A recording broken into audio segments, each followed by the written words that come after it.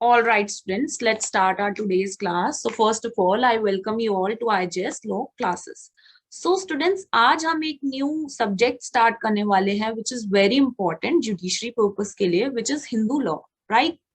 सो ये introductory class रहने वाली है, राइट? आज मैं आपको बिल्कुल लेमन लैंग्वेज में ये समझाने वाली हूँ, राइट, कि हिंदू लॉ है क्या, ये डिराइव कहाँ से हुआ, क्वेश्चन आता है कि इसका सोर्स कहाँ से आया, या फिर कौन कौन से एक्ट्स हम इसके अंदर पढ़ने वाले हैं, राइट? क्योंकि ये हिंदू लॉ है, काफी सारे रिलीजन होते हैं इंडिया में, अलग अलग रिलीजन्स हैं, जैसे आपने देखा हिंदू लॉ होता है, मुस्लिम्स के लिए आपका मुस्लिम लॉ होता है, अलग अलग रिलीजन का अपना अलग अलग लॉ है। अब आप ये सोच रहे होंगे कि कॉन्स्टिट्यूशन में आपने पढ़ा है यूनिफॉर्म सिविल कोड, यानी कि सबके लिए एक जैसा ही लॉ, फिर वो कहाँ गया? देखिए स्टूडेंट्स, यूसीसी अपना यूनिफॉर्म सिविल कोड दो तरीके का होता है, एक आपका exclusive, right, and the other one is common, right? Can anybody tell me, जो आपका यूनिफॉर्म सिविल कोड है, एक्सक्लूसिव का कौन सा एग्जाम्पल हो सकता है और कॉमन का कौन सा एग्जाम्पल हो सकता है? यूनिफॉर्म सिविल कोड यानी कि सभी के लिए एक जैसे सिविल कोड, तो कॉमन का एग्जाम्पल कौन सा रहेगा और एक्सक्लूसिव का एग्जाम्पल कौन सा रहेगा? If anybody can tell.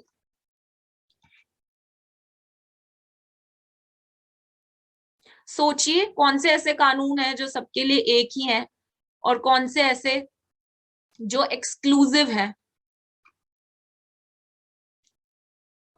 Indian contract act है, राइट? उसमें एक पार्टी सोचिए अगर हिंदू हो और एक पार्टी मुस्लिम हो, तो क्या वो अलग अलग लॉज से चलेंगे? नो। इंडियन कॉन्ट्रैक्ट एक्ट आपका कॉमन का एक एग्जाम्पल है, right? And if you talk about exclusive, तो हम आज जो हिंदू लॉ पढ़ रहे हैं ये एक्सक्लूसिव का एग्जाम्पल है, राइट? हिंदू लॉ हो गया आपका, मुस्लिम लॉ हो गया, राइट? क्यों? क्योंकि ये सबके पर्सनल लॉज हैं, अलग है, शादी के अलग आपके लॉज हैं, राइट? मुस्लिम के अलग आपके मैरिज के लॉज हैं, राइट? सो पर्सनल लॉज हैं, प्रैक्टिकल लाइफ के मैं आपको एग्जांपल दूंगी, उससे आपको सब कुछ क्लियर होते जाएंगे, सभी टॉपिक्स, राइट? ओके, नाउ ये तो बात हुई कि पर्सनल लॉज हैं, सभी रिलीजन्स है, बहुत सारे रिलीजन्स है, अलग अलग आपके लॉज हैं, क्या क्या चीजें आप इसके अंदर पढ़ेंगे, राइट? तो सबसे पहली जो चीज आप पढ़ेंगे, मैरिज पढ़ेंगे इसके अंदर, राइट? अब मैरिज, अगर आप हिंदू मैरिज को इमेजिन करेंगे तो सबसे पहले इमेजिन कीजिए आपके दिमाग में क्या आता है, क्या सिनारियो आता है, क्या सीन आता है हिंदू मैरिज का? जब भी आप सोचते हैं कोई हिंदू मैरिज के बारे में, क्या सीन आता है, क्या कुछ सेरेमनीज आती है आपके दिमाग में? बताइए students, you can unmute yourself and participate in the class itself so that I can see whether you are listening or not and whether you are getting all the points or not. Rituals, rites, Yeah, ceremonies. yeah. क्या ceremonies आपके दिमाग में आती हैं जब आप सोचते हैं कोई हिंदू मैरिज के बारे में? Please speak one by one. हम सात फेरे सप्तपदी। या तो ये सारी सेरेमनीज होती हैं, राइट? अच्छा, अगर सेरेमनीज ना हो तो क्या कोई दूसरा तरीका भी है मैरिज होने का, एक वैलिड मैरिज होने का? कोई ऐसा प्रोसेस है दूसरा? एक तो हो गया आपका टेम्पल में जाके पूरा मैरिज करते हैं सेरेमनीज के साथ, पूरे रिचुअल्स होते हैं, there are lot of relatives, friends. दूसरा तरीका? Yes, court marriage. यस, अपनी मैरिज को रजिस्टर करा लेते हैं, राइट? तो ये तो बात हो गई मैरिज की, राइट? दूसरी बात, अब जहां मैरिज होगी, हो सकता है वो दो व्यक्ति ऐसे थे जिनकी वाइब मैच नहीं होती, राइट? तो जहां मैरिज होगी वहां कहीं ना कहीं आसार है कि डिवोर्स भी हो सकता है, राइट? तो डिवोर्स के बारे में भी हम पढ़ेंगे कि हिंदू लॉ में डिवोर्स के लिए क्या प्रोविजंस दिए गए हैं, राइट? अब जहां डिवोर्स हो रहा है वहां पे कौन कौन सी चीजें आ जाती हैं, कौन कौन से एलिमेंट्स हैं जो डिवोर्स के बाद कंसर्न हमें ध्यान देने होते हैं? बताइए। Custody, custody of child custody, maintenance. Yes, right. तो हम क्या पढ़ेंगे, मैरिज पढ़ा हमने, डिवोर्स, फिर इसके अंदर हम देखेंगे मेंटेनेंस। देखिए मेंटेनेंस भी अलग अलग तरीके के होते हैं, राइट। कौन कौन से मेंटेनेंस होते हैं बताइए।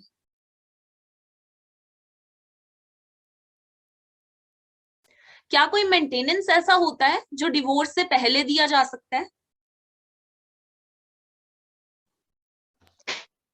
जो डिवोर्स से पहले दिया जा सकता है? Alimony, interim maintenance, right. आपका डिवोर्स से पहले भी फॉर द मेंटेनेंस दिया जा सकता है। एंड दूसरी बात कस्टडी। अच्छा, कस्टडी तो तब होगी उनके चिल्ड्रन होंगे, डिवोर्स हो जाएगा। कई बार ऐसा होता है कि लोग अडॉप्ट भी करते हैं चिल्ड्रन को, तो हम अडॉप्शन के बारे में भी पढ़ेंगे। हिंदू लॉ के अकॉर्डिंग अडॉप्शन का क्या प्रोसीजर रहता है, क्या एज गैप होना चाहिए, अगर कोई मैन किसी लड़की को अडॉप्ट करना चाहते हैं तो कितना एज गैप रहना चाहिए, ये सारी चीजें हम पढ़ेंगे। तो ये सारी चीजें प्रीलिम्स में काफी इंपॉर्टेंट रोल प्ले करती है, राइट।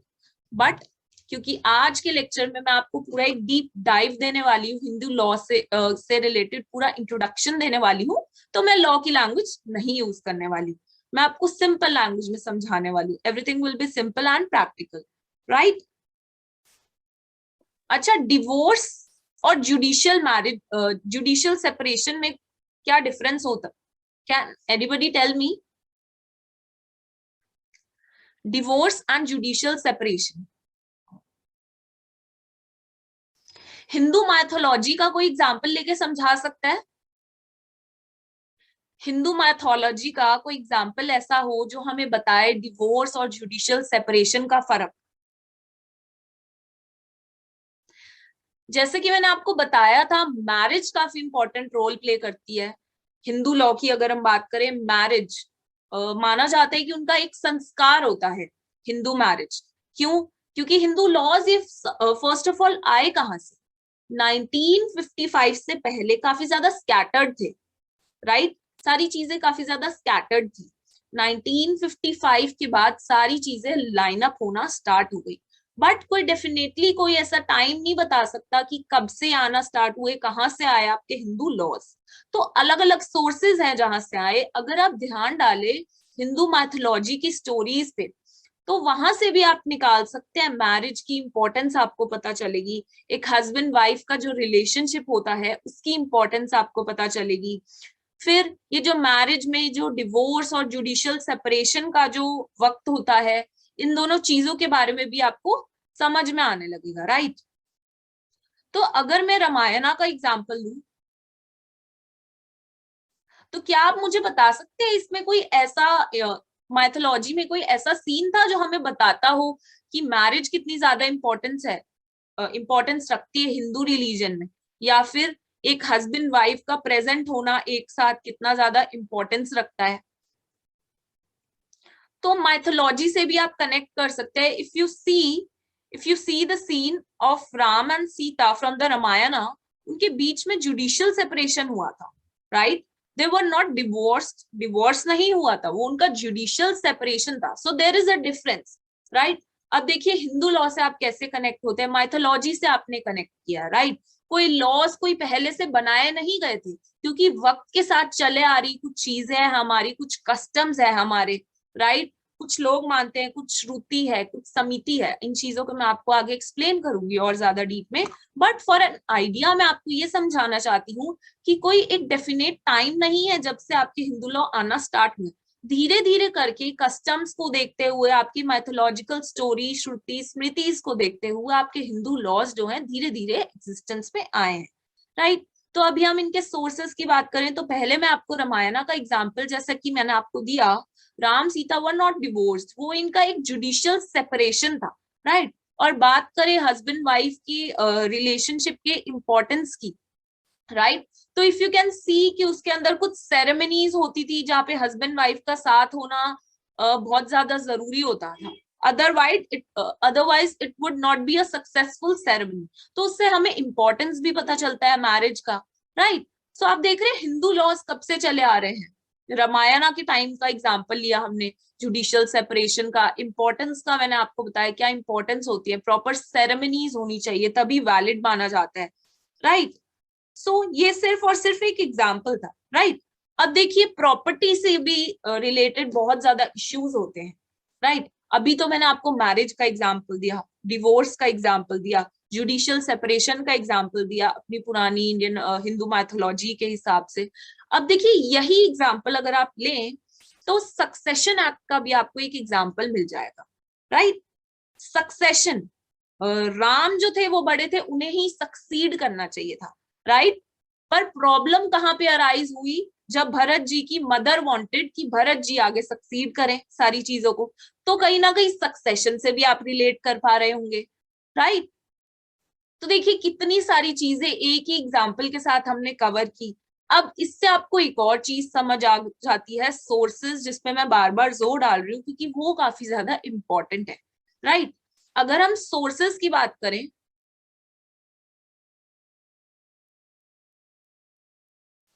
अगर हम सोर्सेज की बात करें स्टूडेंट्स, तो आपको क्या लगता है क्या सोर्सेज होंगे हिंदू लॉ के, कहां से चले आ रहे हैं? Can anybody answer? बहुत लॉजिकल सा आंसर है इसका।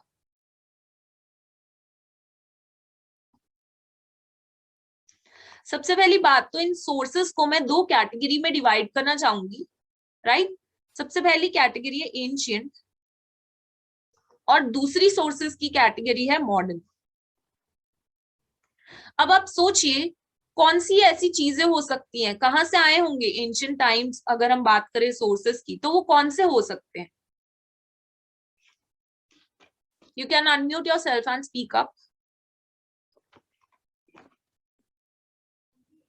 यस, बताइए एंशिएंट।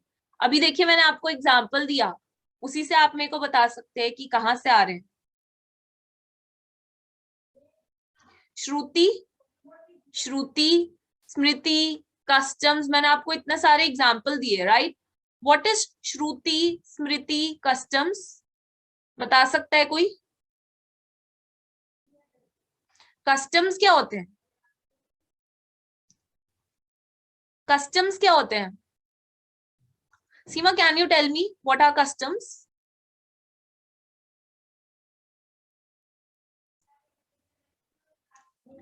यस, बताइए कस्टम्स क्या होते हैं? जो बहुत पुराने टाइम से चले आ रहे हैं, जो रीति रिवाज चले आ रहे हैं, वो आगे जाके लॉ के फॉर्म ले लेते हैं, राइट। तो दोज आर योर कस्टम्स। और बात करें श्रुति और स्मृति की तो वो रिलेटेड है टू द गॉड, राइट। माना जाता है कि श्रुति क्या है? श्रुति है वर्ड्स ऑफ गॉड, कि गॉड ने जो डिक्टेट किया, गॉड ने जो कहा वैसा का वैसा एज इट इज जो है लिख दिया गया आपकी वेदास के अंदर, तो उसको श्रुति कहा गया। तो कहा गया कि श्रुति से भी कुछ हिंदू लॉ आए हैं, है ना। जैसे आपने बहुत सारी मूवीज देखी होंगी, रिलीजियस मूवीज देखी होंगी, उसके अंदर आपने क्या देखा कि पहले अलग अलग रिलीजन का कोई नाम नहीं था कि हिंदूज हैं, ये मुस्लिम्स है। पहले क्या कहते थे? धर्म कहते थे। जो चीजें लिख दी गई हैं उन्होंने अपनी रिलीजियस बुक्स के अंदर, तो वो कहते थे ये ड्यूटीज हैं, ये रूल्स हैं, ये फॉलो करोगे तो धर्म है, अगर नहीं फॉलो करोगे तो आप क्या कर रहे हो? अधर्म कर रहे हो, राइट। तो इसी तरीके से आपकी कुछ श्रुतिज हैं, इसके अंदर कुछ रूल्स लिखे गए, कुछ चीजें लिखी गई, बातें लिखी गई, और कहा गया कि डायरेक्टली गॉड ने कही है ये बातें, ठीक है। गॉड ने ये डायरेक्टली बातें कही है और इनको लिख दिया वेद में, वेदास में, उपनिषद में, राइट। दूसरी बात आती है स्मृति। अब स्मृति क्या होती है? देखिए आपने एविडेंस पढ़ा होगा, तो एविडेंस में आपके पास डायरेक्ट एविडेंस होते हैं, इनडायरेक्ट एविडेंस होते हैं, राइट। तो इसी तरीके से आप मान लीजिए श्रुति है और स्मृति है। जो श्रुति है ये है आपके डायरेक्ट एविडेंस, डायरेक्टली गॉड ने कहा, हमने लिख दिया, श्रुति। स्मृति है इनडायरेक्ट बातें, गॉड ने किसी पर्सन को बताया, उसने आपको बताई, यानी कि सुनी सुनाई बातें जो आपने सुनी है किसी से, डायरेक्टली गॉड से नहीं बल्कि किसी और से सुनी है, तो वो हो गई स्मृति, राइट। कि किसी पर्सन ने किसी अदर पर्सन से सुनी और उसको लिख दिया, तो वो हो गई आपकी स्मृति, राइट। एंड कस्टम, जो मैंने आपको ऑलरेडी बताया, बहुत लॉन्ग टाइम से अनइंटरप्टेड चीजें जो चली आ रही हैं किसी रिलीजन के अंदर, तो वो उस रिलीजन के लॉ का रूप ले लेते हैं, लॉ बन जाते हैं उसके लिए। जैसे आपकी सेरेमनीज चल रही हैं, जैसे मैंने अभी मैरिज का क्वेश्चन पूछा था कि आपको क्या याद आता है अगर कोई हिंदू मैरिज आप इमेजिन करते हैं, तो आप लोगों ने बताया फेरे हो रहे हैं और सेरेमनीज हो रही है, रिचुअल्स। तो ये कस्टम से ही तो आया है ना, काफी लंबे टाइम से कोई डिस्टरबेंस नहीं हुई प्रैक्टिस में और ये यूज हुए जा रहे हैं, तो ये कस्टम भी आपके लॉ का रूप ले लेते हैं बाद में,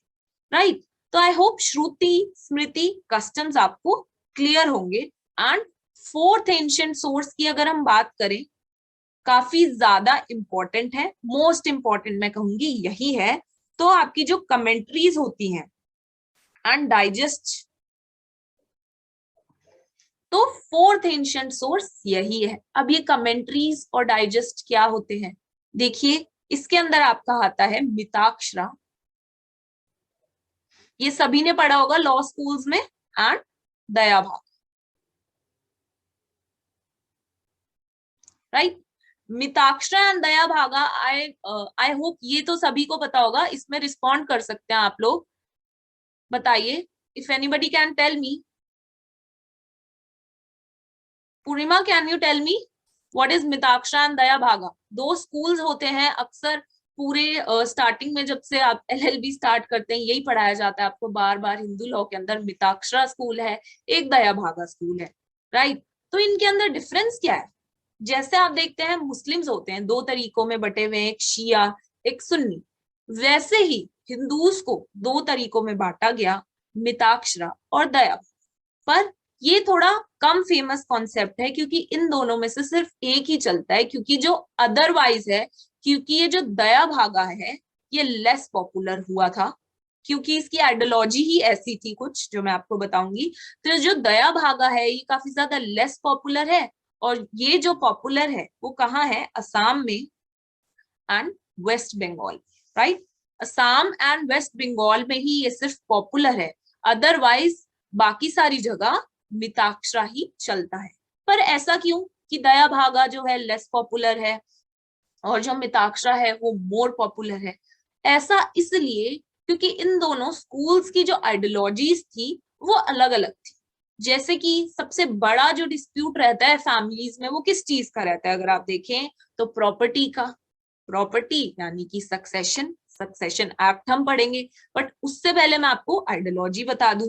अब अगर कोई पर्सन बर्थ लेता है फैमिली में, तो जो फैमिली की, हिंदू जॉइंट फैमिली की जो प्रॉपर्टी है, जन्म से ही उस व्यक्ति का अधिकार आ जाता है उस प्रॉपर्टी पे, ऐसा कहा गया मिताक्षरा स्कूल में, राइट। तो ये काफी ज्यादा अच्छी लगी सभी को बात की, जैसे ही पर्सन बॉर्न हो रहा है फैमिली में वैसे ही उसका राइट बन जाता है, राइट। उस प्रॉपर्टी के अंदर HUF फैमिली की जो प्रॉपर्टी है उसके अंदर उसका हिस्सा बन जाता है।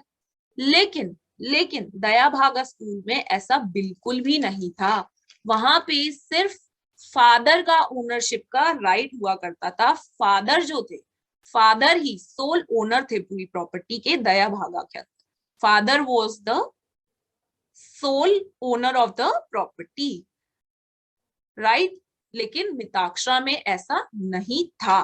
पूरी प्रॉपर्टी जो थी हिंदू अनडिवाइडेड फैमिली की जो थी प्रॉपर्टी होती थी, सभी का अधिकार उस पे होता था। अब देखिए, जब पूरा का पूरा फादर का ही अधिकार है तो फिर पार्टीशन कैसे होगा? तो पार्टीशन में भी प्रॉब्लम होते थे दया भागा में। दया भागा में पार्टीशन सिर्फ तभी हो पाता था जब after the death of the father, when the father was alive, उससे पहले पार्टीशन भी नहीं हो सकता। और मिताक्षरा में क्या था? एनी टाइम पार्टीशन हो सकता था। तो मिताक्षरा, यही कुछ रीजन थे जो मिताक्षरा स्कूल है उसको काफी ज्यादा पॉपुलैरिटी मिली, right. On rest of India, Assam और वेस्ट बंगाल को छोड़ के मिताक्षरा स्कूल ही, मिताक्षरा आइडियोलॉजी ही चलती थी। बट दया भागा जो है बहुत ही लेस पॉपुलर हुई। दूसरी बात, ये असम और वेस्ट बंगाल में ही सिर्फ पाई जाती थी। अदर देन दैट हर जगह, जो इंडिया की हर जगह है, वहां पे मिताक्षरा स्कूल ही हुआ करता था, राइट। अब देखिए एंशंट के हमने कितने सारे सोर्सेस पढ़े हिंदू लॉ के, श्रुति पढ़ा कि गॉड ने जो कहा वही हमने एज इट इज लिख दिया डायरेक्टली, स्मृति इसी का इनडायरेक्ट वर्जन कि जो गॉड ने कहा किसी और ने सुना उसने हमें कहा बताया तो हमने वो लिख दिया, इनडायरेक्ट हो गया ये। तीसरी बात आई कस्टम्स, जो हिंदूज में कस्टम्स चले आ रहे हैं, फेरे होंगे, डोली जाएगी, ये सब अभी तो नहीं है ऐसा, डोली की जगह कार आ गई है ठीक है, तो ये सारे कस्टम्स चले जा रहे थे। और आगे कमेंट्रीज एंड डाइजेस्ट जो सबसे इंपॉर्टेंट सोर्स है कि भाई जहां श्रुति आई, स्मृति आई, कस्टम्स आए, तो ऑब्वियसली बात है कमेंट्रीज आएंगी, कुछ अलग अलग आइडियोलॉजीज बनाई लोगों ने, बांट दिए लोगों को मिताक्षरा और दया भागा में। मिताक्षरा मैंने आपको ऑलरेडी बताया, ये हिंदू अनडिवाइडेड फैमिली की जो प्रॉपर्टी थी सभी का राइट हुआ करता था, बट दया भागा में सिर्फ फादर का राइट है, फादर सोल ओनर है, एक्सक्लूसिव राइट है, जब तक ये अलाइव है इन्हीं का राइट है, after the death he partition possible हो पाता था। लेकिन मिताक्षरा में ऐसी कोई दिक्कत नहीं होती थी पार्टीशन में भी, क्योंकि सभी का अधिकार है, जब से जन्म लिया उस परिवार में वैसे ही अधिकार आ गया। प्रॉब्लम यहाँ आई कि पहले सिर्फ लड़कों का, सन्स का जो है अधिकार होता था, राइट होता था, लेकिन कुछ अमेंडमेंट्स किए गए 2005 में जिसमें डॉटर का भी इक्वली राइट कर दिया गया। ठीक है, ये इंपॉर्टेंट पॉइंट है इसलिए आई एम टेलिंग यू, अदरवाइज जब हम आगे डिस्कस करेंगे मैं आपको इन डिटेल बताऊंगी इस अमेंडमेंट के बारे में। राइट, आई होप इतना क्लियर होगा अभी तक सभी को। कोई doubts? Students, I am waiting for a minute, if there is any doubt to anyone you can write in the chat box.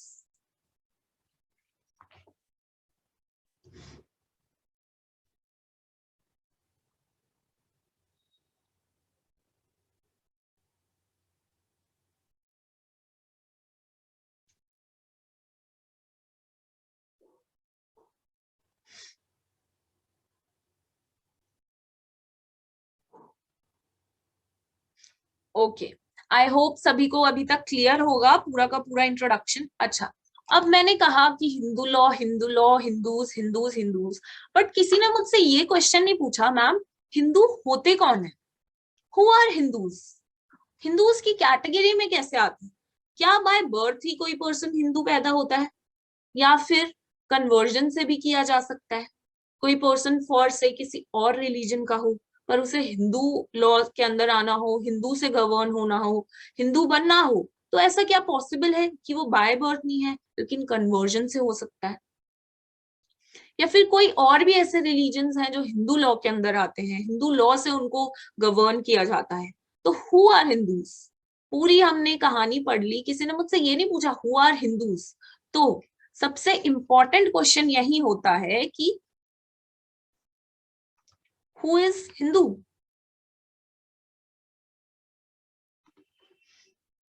Hindu है कौन? राइट, देखिए अब कोई पर्सन हिंदू दो तरीके से हो सकता है, एक तो बाय बर्थ, राइट, एंड दूसरा कन्वर्ट होके, राइट। बाय बर्थ भी अलग अलग सेक्ट्स होते हैं हिंदूज के जो कवर होते हैं हिंदू के अंदर। कैन एनीबडी टेल मी अब हिंदू में कौन कौन कवर होते हैं? क्या सिख हिंदू में कवर होते हैं? यस और नो? क्या सिख आपके हिंदू होते हैं? हिंदू लॉज एप्लीकेबल होते हैं? क्या सिख आपके हिंदूज होते हैं? क्या जैन्स आपके हिंदूज होते हैं? बताइए, क्या सिख हिंदू होते हैं? क्या जैन्स हिंदू होते हैं? बुद्धिस्ट हिंदू होते हैं? तो answer is yes, answer will B yes. देखिए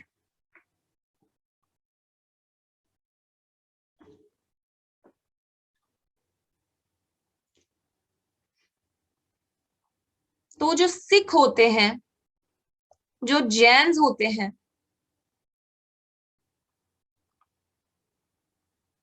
जो बुद्धिस्ट होते हैं, वो सब हिंदू होते हैं, वो सब हिंदू की कैटेगरी में आते हैं। लेकिन लेकिन कुछ रिलीजन्स ऐसे होते हैं जो हिंदू की कैटेगरी में नहीं आते, उन्हें भी अलग से बताया गया है, जैसे ज्यूस, पारसी एंड मुस्लिम्स। ये आपकी हिंदू की कैटेगरी में नहीं आते। लेकिन जो सिख, जैन और बुद्धिस्ट होते हैं स्टूडेंट्स, ये कई बार प्रीलिम्स में पूछा जा चुका है, राइट। आपसे पूछ लेंगे हु ऑल आर हिंदू, तो ए बी सी डी में दे रखा होगा ऑल ऑफ द अबव या कोई भी नहीं, राइट। तो यू शुड नो कि जैन सिख और बुद्धिस्ट भी हिंदू की कैटेगरी में आते हैं, और कौन नहीं आते ये भी पूछ लेते हैं, तो you should know Jews, Parsi and Muslims नहीं होते हैं, राइट। आई होप स्टूडेंट्स आप लोग लिख रहे होंगे। सो ये तो हो गया बाय बर्थ, ये लोग हो गए बाय बर्थ जो हिंदू हैं, लेकिन कन्वर्जन से भी हिंदूज बनाए जा सकते, ठीक है। अब इसमें एक और कॉन्सेप्ट आ जाता है, बॉर्न एंड बॉटअप। यानी कि किसी पर्सन, एक तो वो बॉर्न ही हिंदू है, राइट, लेकिन कभी कभी ऐसा होता है ये बॉर्न तो हिंदू है, फॉर एग्जाम्पल उसके फादर हिंदू है, मदर मुस्लिम है या क्रिश्चियन है, तो उसको बॉटअप किसी अदर रिलीजन से किया गया, तो अब उस बच्चे का रिलीजन क्या होगा, ये भी इश्यू रहता है। तो इसको भी हम पढ़ेंगे काफी सारे केस लॉज से, इसमें मैं आपको केस लॉज लिखवाऊंगी, राइट। अब इसके अंदर ये भी कॉन्सेप्ट होता है कि मदर फादर तो दोनों ही हिंदू हैं, बॉर्न हिंदू हुआ है वो, लेकिन उसके जो फ्रेंड्स हैं वो अलग अलग रिलीजन के हैं, फॉर से हिंदू है, सॉरी मुस्लिम है, पारसी है या ज्यू है, और वो उन्हीं के साथ जो है उनके टेम्पल्स, उनके मॉस्क्यूज में अगर जा रहा है, वो चाइल्ड है ना, वो खेल रहा है अपने फ्रेंड्स के साथ, वो उन्हीं को फॉलो कर रहा है, उनके साथ उनके घर जा रहा है, तो क्या वो हिंदू माना जाएगा या फिर वो उन्हीं के रिलीजन क्या हो जाएगा? तो the answer will be no. और इन चीजों को हम और डिटेल में पढ़ेंगे, but for the sake of the introduction I am telling you all the things जो हम आगे के लेक्चर्स में कवर करने वाले हैं, राइट। सो हमने अब एशियंट जो अपने सोर्सेस थे, मैंने आपको बताया था एंशियंट है और मॉडर्न है। एंशियंट हमने पढ़ा स्मृति, श्रुति, कस्टम्स और दया भागा और मिताक्षरा स्कूल। लेकिन मॉडर्न में हम क्या पढ़ेंगे, मॉडर्न के अंदर स्टूडेंट्स हम लेजिस्लेशन को पढ़ेंगे, यानी कि कानून, लॉज, ये हिंदू लॉज, कौन कौन से लॉज को हम पढ़ेंगे, हिंदूज में कौन कौन से लॉ हैं। देखिए बहुत सारे लॉज हम इसके अंदर पढ़ेंगे, अलग अलग एक्ट्स हम इसके अंदर पढ़ेंगे। जहां तक मैरिज की बात है तो हम पढ़ेंगे हिंदू मैरिज एक्ट, ठीक है, HMA भी बोलते हैं इसको शॉर्ट फॉर्म में, राइट। डिवोर्स के लिए पढ़ेंगे हम maintenance, adoption, Hindu maintenance and adoption act, Hindu succession act, बहुत सारे हम एक्ट्स पढ़ेंगे सारी चीजों से रिलेटेड। जो मैंने अभी आपको सिंप्लीफाइड वर्जन बताया था ना कि मैरिज होगी, अब कौन सी मैरिज एक वैलिड हिंदू मैरिज मानी जाएगी जिसमें सेरेमनीज फॉलो होंगी, राइट। और कौन से रिलीजन से आप किस किस पर्सन से, वो मैं आपको फ्लो चार्ट बताऊंगी, किस किस पर्सन से आप शादी कर सकते हैं तो वो एक वैलिड मैरिज होगी, अदरवाइज नहीं होगी, राइट। तो क्या सेरेमनीज रहती हैं तो वो हम HMA में पढ़ेंगे। अदरवाइज जो मेंटेनेंस है, अब शादी हुई तो शादी है तो डिवोर्स भी हो सकता है, तो उसके लिए मेंटेनेंस एंड अडॉप्शन एक्ट पढ़ेंगे, राइट। अब ये सारी चीजें हो गई तो सबसे बड़ा इश्यू जो आता है सक्सेशन, तो उसके लिए हम सक्सेशन एक्ट पढ़ेंगे और उसके अंदर हम फ्लो चार्ट्स पढ़ेंगे, केसेस पढ़ेंगे, जिससे आपको क्वेश्चन सॉल्व करने में बहुत ज्यादा इजी हो जाएगा, राइट। आई होप स्टूडेंट्स सभी को आज का टॉपिक बहुत अच्छे से समझ आया होगा। So I am winding up today's lecture students. अगर किसी को कोई डाउट्स है, I am waiting for 2 minutes to take up your doubts and then I will end the lecture.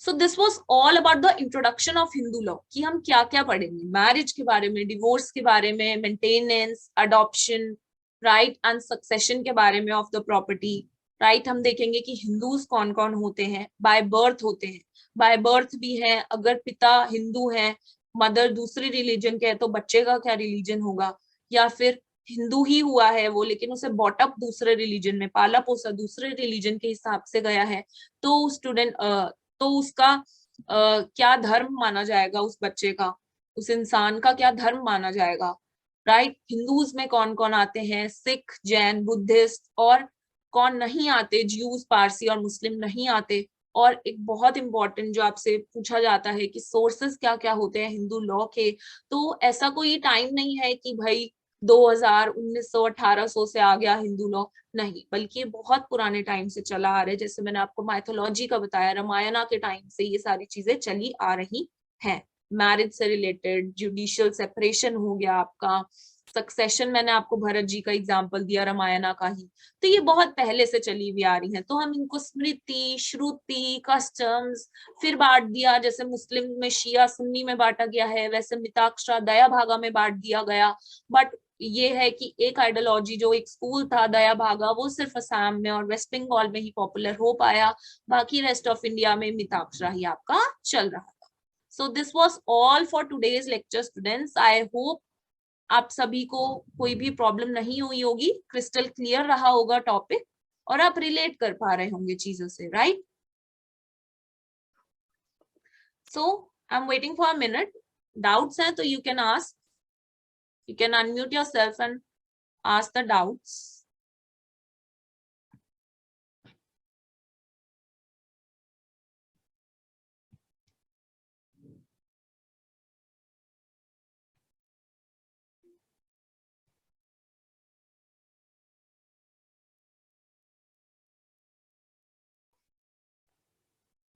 Any doubts, students?